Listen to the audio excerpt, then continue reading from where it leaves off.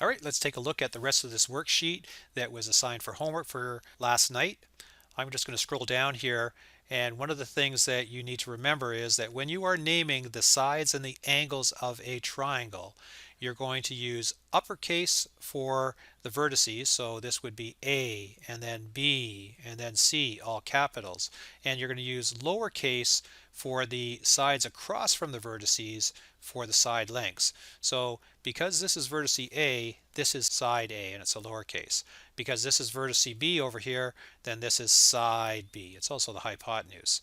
And because this is vertex C, this is side C. And I know it's not easy to see lowercase and uppercase with C, but it is a lowercase c on this side. So let's take a look at the first question. The first question says in triangle XYZ, and that's going to be this triangle here, we're going to have to label it, angle X is 16 degrees, angle Y is 90 degrees, and angle Z has a side length of 7.6. We know that the 90-degree angle is Y. So let's record that on our diagram. We'll mark X up at the top, and we know that X is 16 degrees, and the bottom angle will be marked as Z.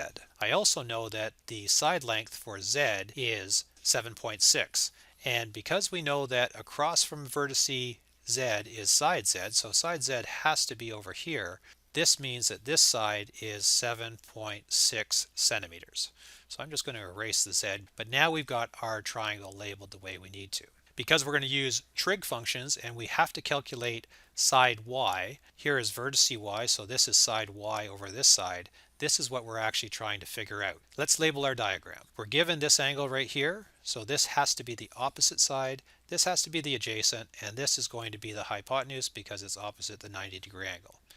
We're asked to calculate y, so the hypotenuse, and we're given information about the adjacent. We don't know anything about the opposite, and we're not asked to find anything about the opposite. So we need to use a trig function that relates A, the adjacent, and H, the hypotenuse. Now remember our trig ratios. Sine is opposite over hypotenuse, cosine is adjacent over hypotenuse, and tangent is opposite over adjacent. We're looking for something that has A and H. That means that we're using cosine. So let's write down our trig ratio. We should always start off by writing down our formula. So it's going to be cosine of theta equals adjacent over hypotenuse. And now what we can do is we can write in what we know. We know theta and we know adjacent. So we can write those both in. So we're going to go cosine of 16 is going to equal 7.6 over, and I'm just going to put y in here because that's what we're actually calculating. I have to move this around. I'm going to move the y up to the other side, and I'm going to move the cosine down here because we need to get y isolated and in the numerator position. So we end up getting y equals 7.6 over cosine of 16. And in this case, because cosine of 16 is in the denominator, it's easier to calculate this independently. So I'm going to do that on my calculator.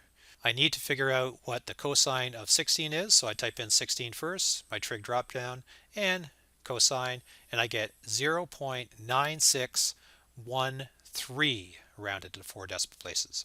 So 0.9613. And now, to calculate the length of side y, I just have to calculate 7.6 divided by 0.9613. And I end up getting 7.9. So the length of the hypotenuse is 7.9 centimeters.